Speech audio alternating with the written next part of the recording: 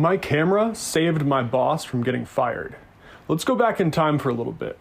If you remember back in Season 3, Episode 6, the Office of Communications had hired me to make videos, but even with all the experience I had, they'd still tested me first before they gave me the ability to shoot the Backpack to Briefcase series. In the beginning, I didn't appreciate it as much as I should have, but as I recorded those panels, I began to realize their value more and more. These were people working in the fields that students were interested in, offering advice on how to get there, and sometimes even internships to help them get there. And that connection, that transition from wearing a backpack to holding a briefcase, was invaluable for a number of students, myself included. I recorded, edited, and exported a total of 16 backpack to briefcase videos, one for each event I attended, and the knowledge and wisdom each panel had about their field was incredible for someone at that age to be taking in.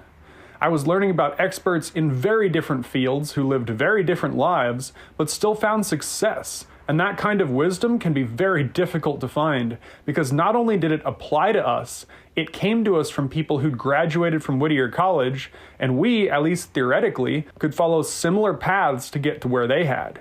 That was powerful as an 18-year-old, and it made the way forward after college start to look more and more concrete. But those backpack to briefcase videos actually ended up being important to my boss's career as well. Someone who attended a backpack to briefcase event complained to my boss's boss that one of the guest speakers had been introduced badly, alleging that they'd been treated unfairly or even been discriminated against compared to the other guests. And they stated that it was Linda Ross who had done it. Because of that, my boss Linda, who was now in hot water with her employer, asked me to check the recording to see if I could find video evidence of what had taken place. I was able to show the exact moment that Linda introduced each of the alumni panelists, and Linda was able to show her boss that she'd introduced each of them in the exact same way, without any alleged faux pas taking place. Because of that proof, the complaint was obviously disregarded, and my boss's job was safe, which meant my job was also safe. But if those events hadn't been recorded, we never would have been able to prove that that complaint was unfounded. Fun fact 1. While I became the one to handle the backpack to briefcase events, Alex Hackworth took the lead on the promotional content that the Office of Communications wanted to make for different events and groups around campus. And I think his networking and relationships with those groups ended up strengthening the Student Film Club VPS in the long run. Christina Gonzales was also working on some of the promo videos, but I seem to have lost a lot of those memories of interacting with her and whatever my part was in those videos. Although I'm sure there were memories that existed at one point because we had Office of Communications group meetings every other week. I'll get to how I lost those memories later on, but I wanted to say it's not that I don't care or don't think they're important, it's just that I can't remember those details anymore. Not only did I have the opportunity to learn from graduates, but also from students. The team of 3 filmmakers that had worked in the Office of Communications before us, well, they'd graduated the semester before we arrived, but I could indirectly learn from them because we could watch their Office of Communication videos and get inspiration from what they'd been able to create. That same group made videos for Campus Movie Fest as well, so it felt natural to look up to their example. I could swear these clouds move faster when you're around. They're almost as pretty as your eyes. Really? Eddie, what color are my eyes?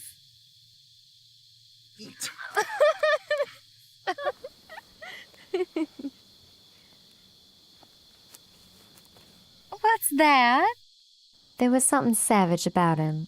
He had a weird look, like some kind of crazy and was trying to break free.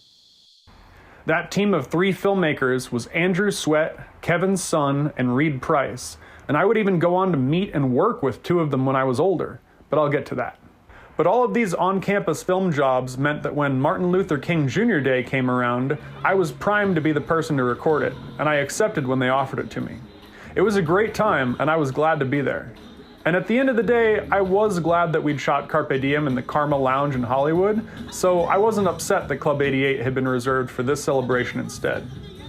To assume the best of others, I figured maybe they just wanted to set the stage up a couple days early, and that's why Shauna Sobers had told me the 2 events conflicted even though they were on different days.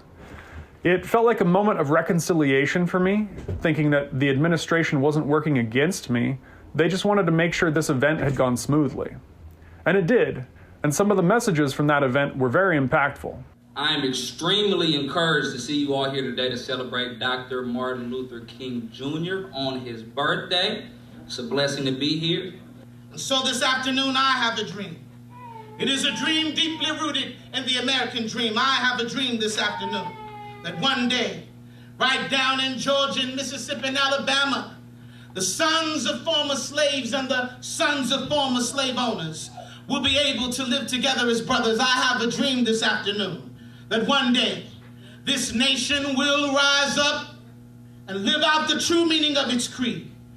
We hold these truths to be self-evident, that all men are created equal. Let all who will eat quietly the bread of shame. I cannot, without complaining loud and long, tasting its bitterness in my throat, and feeling to my very soul it's wrong.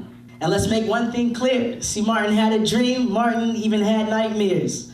See, he saw his reality and he couldn't believe that he was living in a world worse than his worst dreams. That changes what he believed in. That changes what he brought. Because when he closed his eyes at night, that changes what he saw. I dream every night and I pray to the Lord that I could bring about some change through my verses and words. Like, are you reading the news? We got brothers getting killed over some brand new shoes. There's a struggle that we have yet to read. And there's pride in my heart, 'cause I know where I'm going, yes I do. And I know where I've been. Storytime.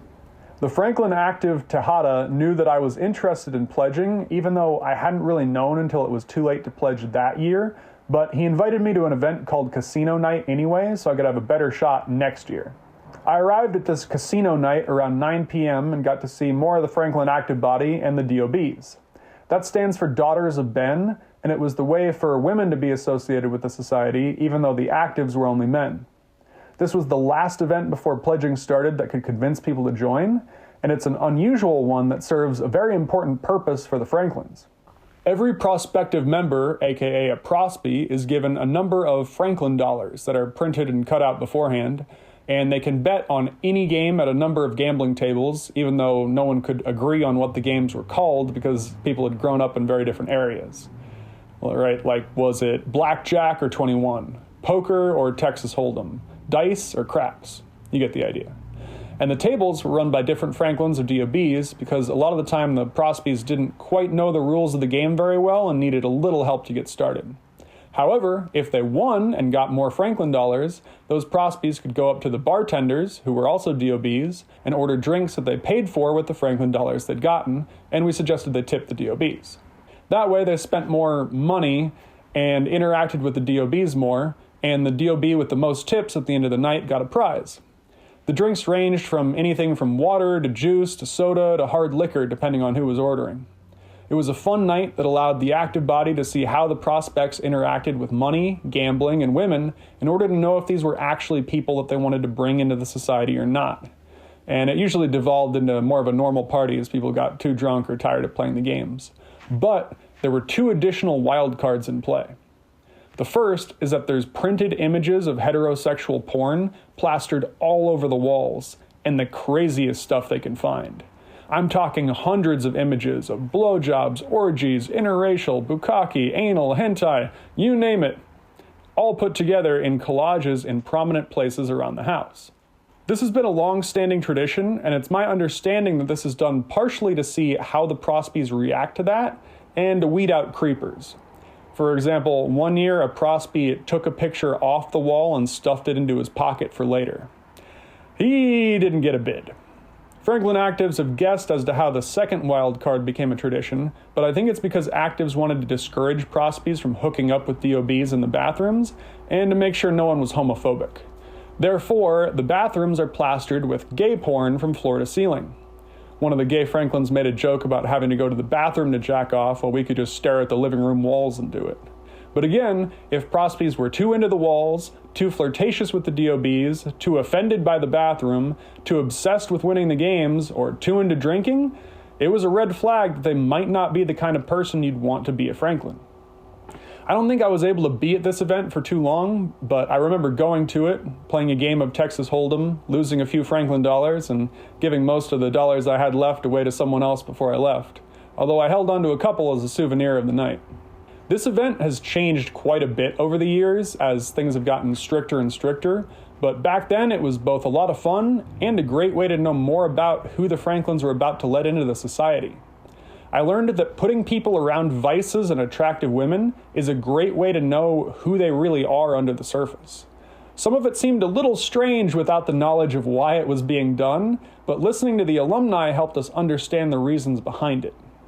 So what do Backpack to Briefcase, the filmmaking trio, the MLK Jr. Day celebration, and this casino night have in common? Well, they all reinforce the lesson to learn from your elders. The longer you're on this planet, the more you learn. And if you learn from others, you don't have to go through what they went through and make the mistakes they made in order to learn those things. That's the main reason I'm making the Live Life for the Stories series, to pass down some knowledge that I learned along the way so that hopefully less people make some of the mistakes I made. Fun fact too, the word elder has a much stronger meaning in a lot of tribal cultures, so I want to take a moment to say that although I'm using it here to mean those older and wiser than you in reference to knowledge and career paths, it's much more important to learn from your actual elders. In the same way that these people had advice to share about how to have successful careers and college experiences, real elders have advice to share about how to live successful lives.